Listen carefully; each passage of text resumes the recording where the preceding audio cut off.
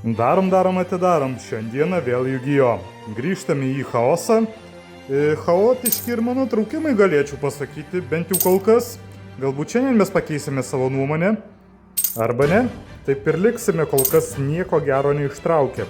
Na bet kaip ir visada, Yu-Gi-Oh! Dievai, nušvieskit man sėkmę. Tai jau šitas pakelis jo tikrai kažko jau per daug įspūdingo neturėtume ištraukti. Nes jau savo retąją kortą ištraukėme.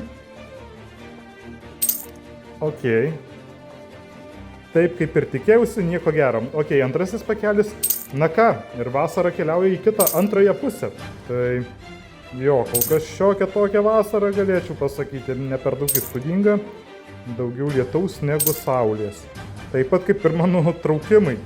Daugiau nesėkmių negu kad kažkas labai gero būtų. Ok, dublikatas. Ir... Na ką, trečiasis pakelis.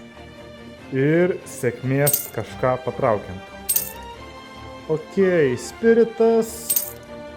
Fantomo knaitas.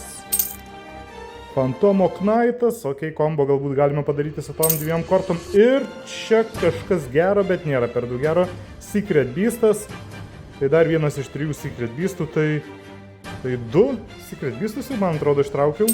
Ant kombinacijos, kad jie susijungtų. Tai kaip ir gerai, bet nėra, kad per daug kažkas įspūdingo. Na ir taip. Šiandien irgi per daug nieko įspūdingo. O ko tu tikėjaisi nevykėli?